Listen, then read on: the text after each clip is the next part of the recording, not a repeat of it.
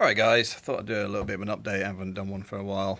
Um, yeah, getting back to Spain. What a nightmare that is. To be fair, work-wise, it's a perfect time for all this COVID stuff because it's the worst time of the year.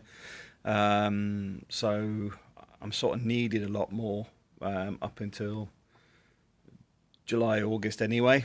So I've been quite busy anyway. I mean, it's Saturday. I'm in the office. Sunday I'll be in the office. Last week I was in the office on the weekend. There's just a horrendous amount of work to do. So I've been lucky on that front, which um, gives me some extra holiday days, if you know what I mean, because I'm obviously committing to doing a lot of work to get things over the line for the client. Um, so that's a positive. I don't look at the fact that I can't get home. Up until probably today, I think there's some regulations changing with Spain. I think they're accepting tourists. I mean, I could have gone back as a resident, but then I could end up getting stuck as a resident, not being able to fly back to Spain, back to the UK for work. Um, so the flights are starting to open up. It does look like old Ryanair will be starting probably in the next week or 2 weeks. So I'm starting to see some services return where I'll be flying. Um, so what's my thoughts on the COVID situation? My personal view, I do think it's a lot more media scaremongery than it really needs to be. I've continued pretty much day to day as usual, in the sense of I've just been working. I mean, a lot of time I don't spend time with people anyway. You know, I'll be wandering around on a roof or assessing plant rooms and things. So I don't really engage with too many people on a daily basis. On top of that, I have this thing that's called common sense. So I can manage myself. I don't need a government telling me in a very dithering and inconclusive way, do this or don't do that. But unless you need to do that, then you can do it. It's just stupid. And it just confuses people that struggle with logic and basic ability to function as a human being. So I got a dry throat this morning. Um, so the point being is, I just see it as it's there, life goes on, and yeah, all I'm hearing is the world's going to change, everything's going to be like doom, gloom, negative stuff. How about actually what are we doing about it? The reality is they're still going, I don't know, because we have too many uh, people that are supposed to be called leaders, which I think is a misuse of the word.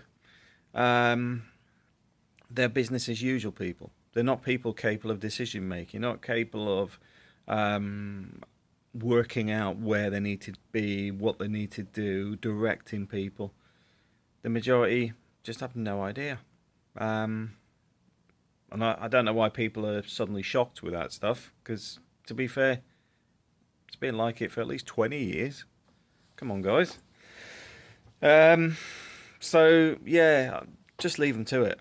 You know, my personal view, if you can go back to work and want to go back to work, then do it. Because the things I haven't taken into account, and I understand this from my perspective. I rent a small place here in the UK when I'm working. I could not be in there 24/7. It would drive me nuts. I'm a person that's used to eating out in restaurants. I'm a person that's used to being out and about. There's no way I would want to be locked down in something that would be self-inflicted imprisonment. Um, and I know some of you guys are worried about it. I'm worried about the COVID, worried about this. Fine. Don't go out. That's up to you.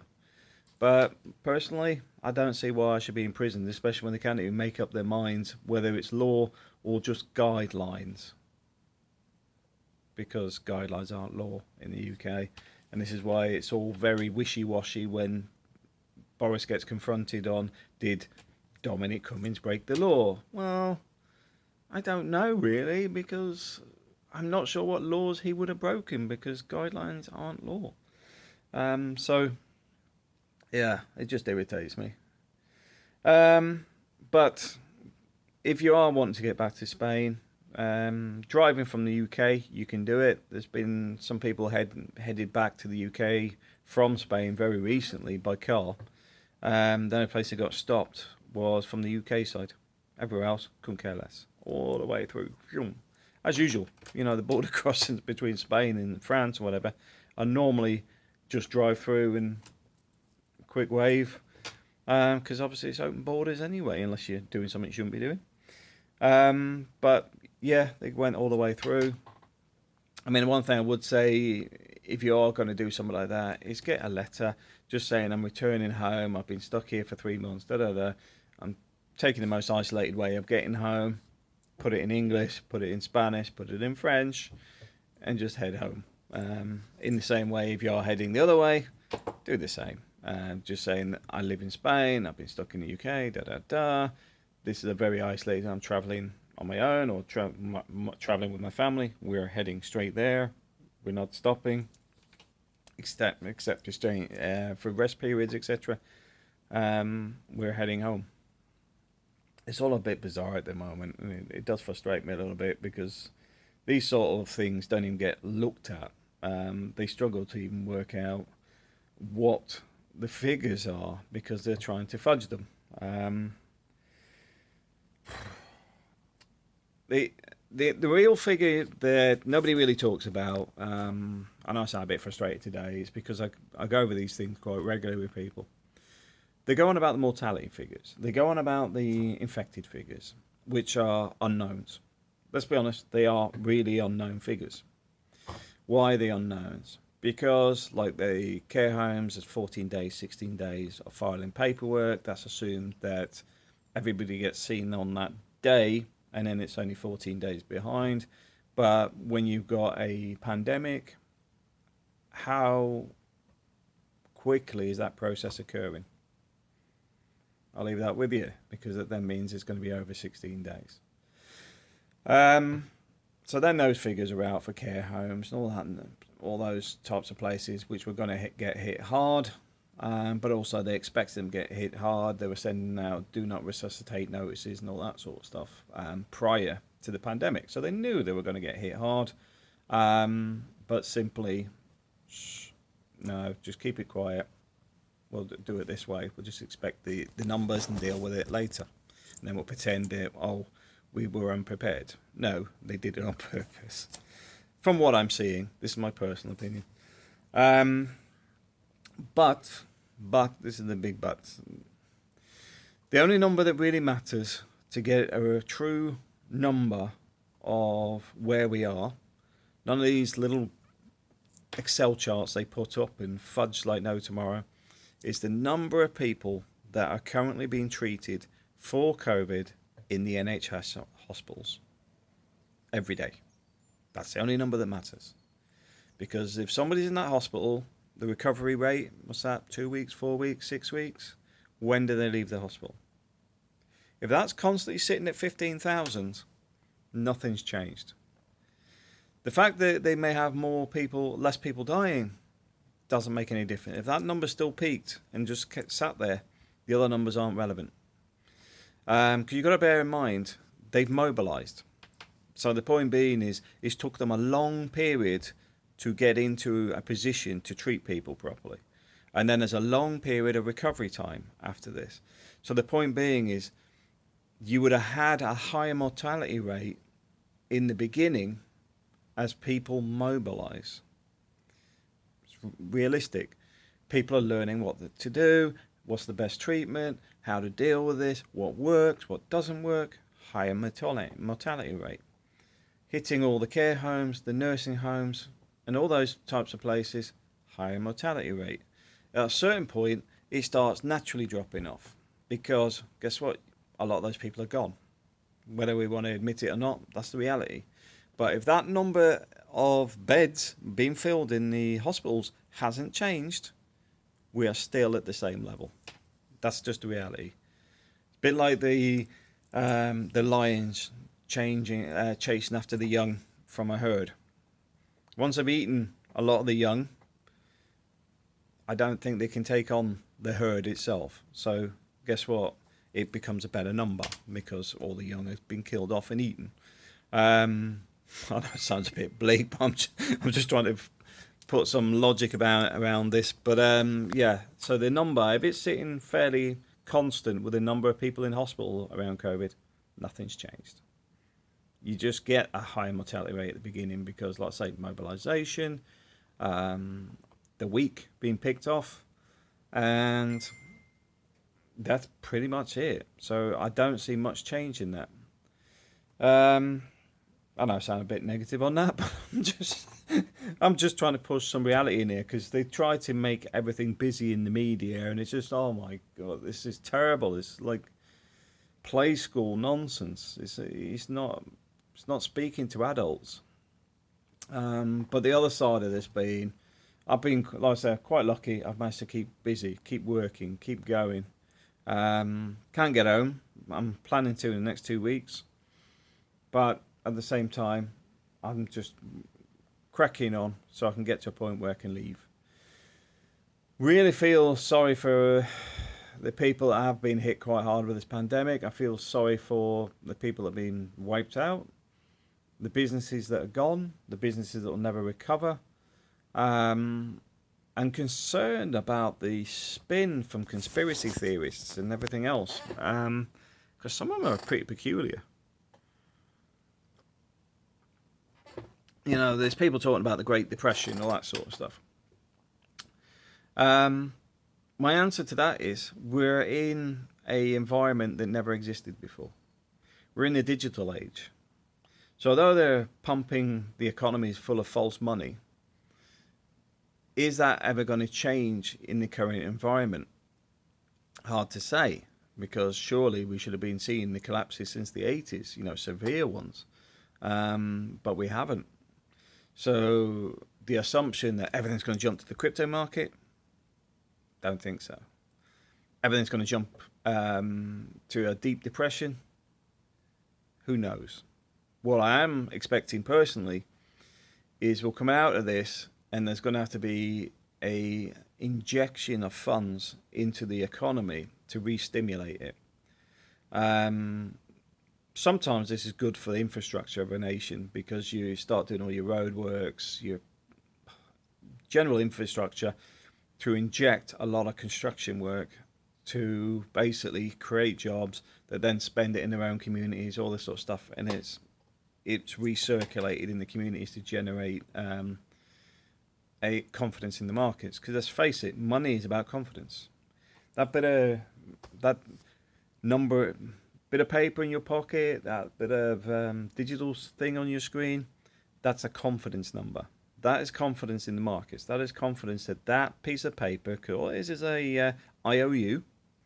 I give you the value of this, but the value of this is based on trust. The value of this is based on economic value.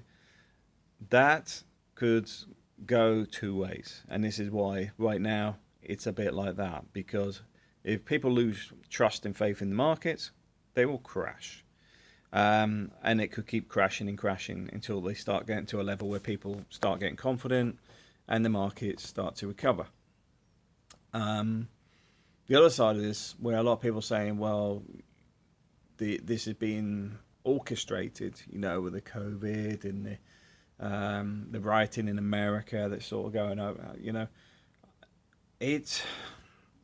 the divide and conquer has always been there. It's not new. And if you look through history, these cycles already exist and always have done. But what's different today is mass media manipulates it both ways, constantly. Whoever they deem is the person that needs to be in front of. They're very specific on who they're targeting. I've watched a bit of footage because one of my friends, Robert Dayton, had it on his feed yesterday of a white guy that was attacked in Texas, and he was basically rocked, jumped on, etc. Now, depending on what footage you've seen, he was beaten and whatever, unprovoked, and then another footage shows he was running at people with a machete. At the same time, I'm going, neither of these clips actually tell me what actually happened. What started all this? All I see is acts of violence and nothing else, like a Hollywood movie screen where there's very little storyline and just people attacking each other. Um, and this is the point. You get people just jumping to conclusions and then they start the media frenzy on it. And it goes both ways. You've got people that are pro black movement, etc. And then you've got people that are anti or seen as anti because they're just sick and tired of people complaining about everything. You know, it's and I'll be fair. A lot of time you do got sort of go, oh come on, you know, and it's not because one person's life matters less than another. It's because it's constantly pushed as this person or these people are more important than you are, and that's where a lot of the conflict happens. But that is supposed to happen. That is the divide and conquer. It doesn't matter who you are, what group you are, what color you are, what ethnic background, religion, or whatever. The divide and conquer is there on purpose. It's not accident. It is programmed that way to create these little ripples of uprisings, these little redirection of anger. Because right now, the US is struggling with its COVID. It's a real mess there. And I can't say the UK is any better. But the point is, the direction of the media has changed. One day it's all COVID for what, 2 months now? And then suddenly riots, not even talking about COVID. It's a change in media. They've realigned everything to take your focus away from the fact that they're still trying to work out what's going on with the COVID. But that's just orchestrated media. And it's also lazy media. Because there's so much going on in the world, and that's all they can come up with. The two same stories that every news group is reporting on. So my personal view is form your own opinions. Research yourself. Investigate things yourself. Look at things from a bigger perspective. Don't assume just because Joe Bloggs says it's true, it must be. Because 9 times out of 10, he may be lying. Maybe not understanding what he's been told. May have only had a quarter of the information. But most important bit, which is the last segment of this, is life's about living it. Myself, I'm stuck here in lockdown. But you know what? My focus is to get my property this year. I've been banking money now to the point that I can pretty much pay 50% of a house up front in cash. So the point is, I'm sat here. This is my sacrificial year. Maybe up to 5 years for what I want to do. But the point being is, once that house is got and paid for, my cost of living goes like that. Means the money I do already have can be pumped into other stuff.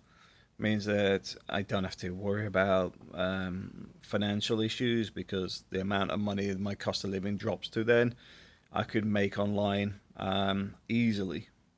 The point being is, get your life where you want it to be. You will find that over time, people will often push you in a direction that suits them. Like this with the media, it's pumping up to direct you on that. But the smart people, and you'll see this, I think Rich Dad Poor Dad touched on it a bit, around the fact that when you're talking about pay rises and stuff, the top are smart enough to find a way to get the middle to pay for the bottom. So low paid workers, the money comes out the middle. Always will do. Top people can afford the best accountants, best lawyers, etc., etc. They will always find a way to get them. So it always comes out the middle.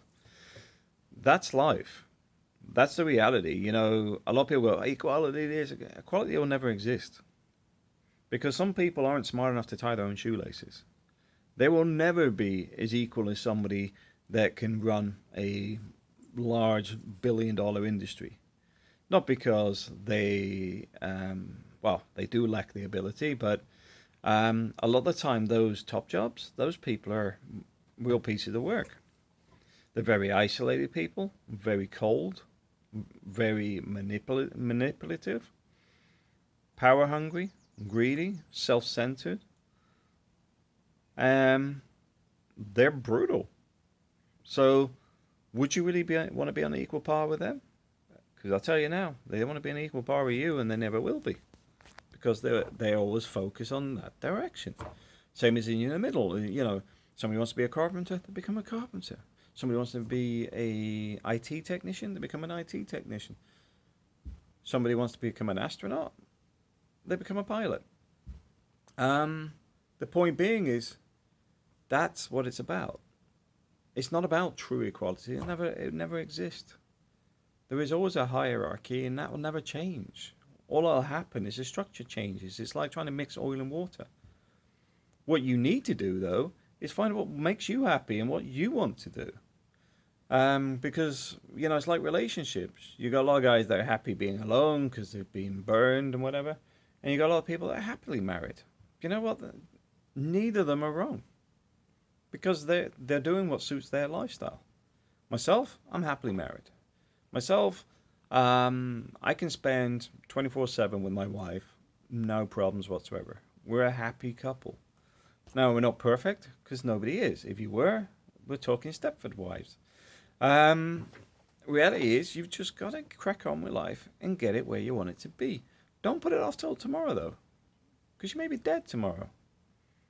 I was talking to somebody yesterday about this, and they said, I wish I'd done this and wish I'd done this. You know what? Get off your ass and do it. Do it now. You're not too old. Because there is no such thing as too old. There's too dead, but there's not too old. Just do it. If you can afford it, if you can take 4 months off work and go and do it, do it. If you want to go and retire somewhere early, do it. One thing is not to do is put it off. I've seen too many people do it. And most of them, lucky they got 2 years at the end of it, because they worked all their life to get to that point. Mortgage paid, got this, got that, retired. I'm going to go and do this. Oh, arthritis is kicked in, bad heart, cancer, something else. And you're just like, guys, you should have done it before. Now, I can say it from my perspective. I started my journey 12 years ago.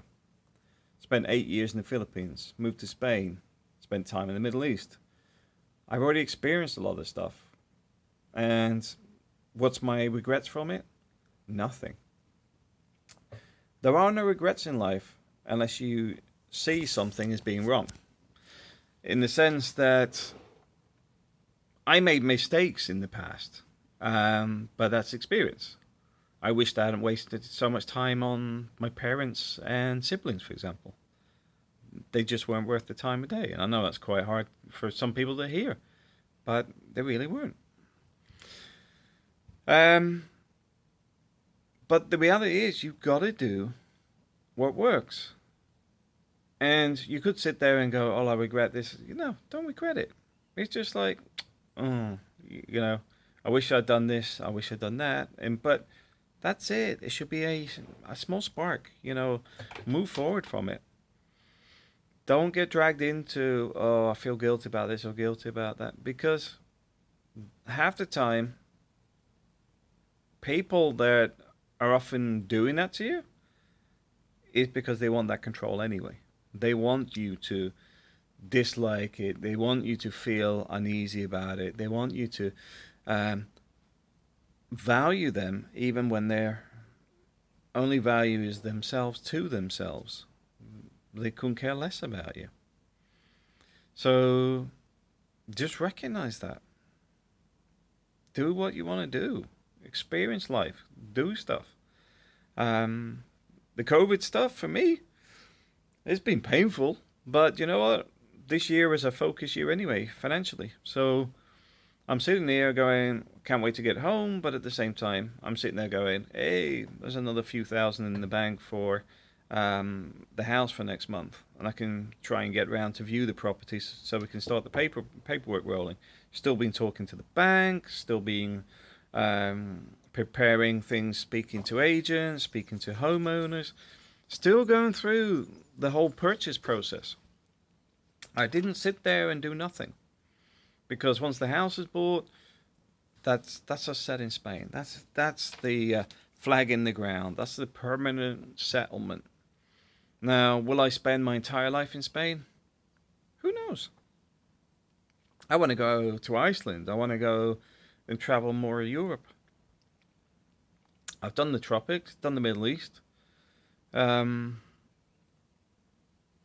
want to do more of Europe. I did a lot of it when I was younger, but it's a different perspective when you're older.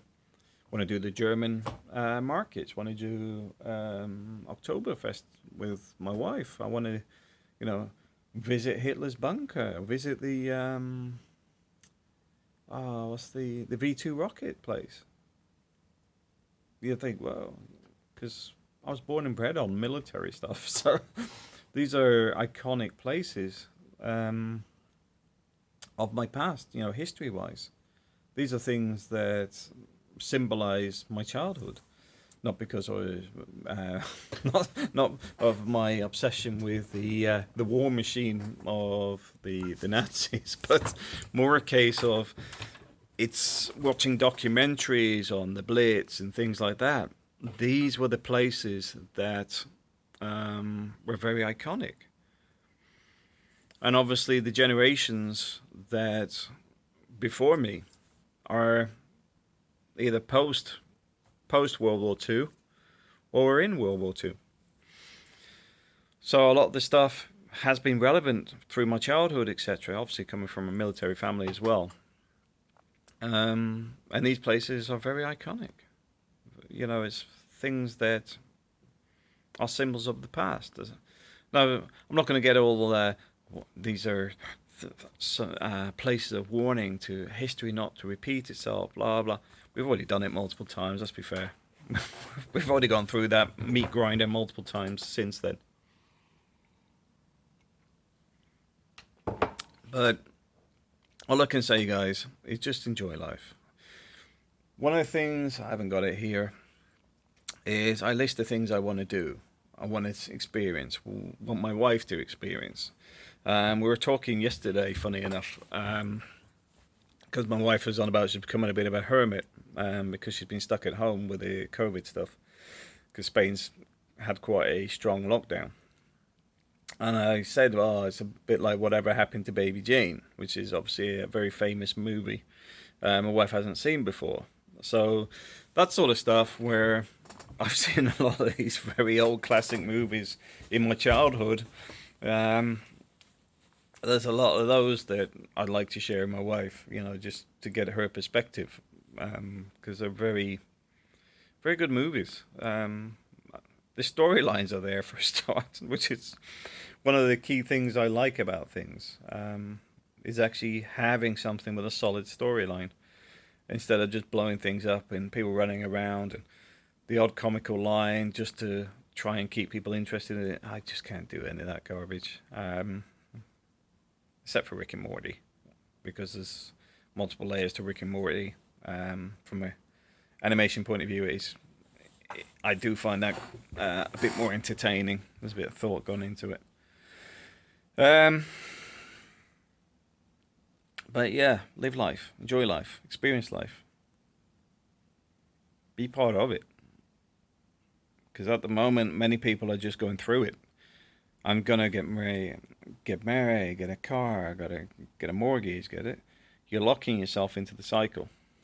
Now, if you're happy doing it, that's the other thing. A lot of people, this was a conversation I was having with Peter a while back, because it was all about a guy that worked in this factory, and he got his gold watch after 30 years there. And Peter thought, you sad guy. You go to the same place on holiday for 2 weeks a year. You have your same sandwiches and everything for your entire work life here. But you know what? That guy was happy. That's all his life ever was, or all he wanted it to be.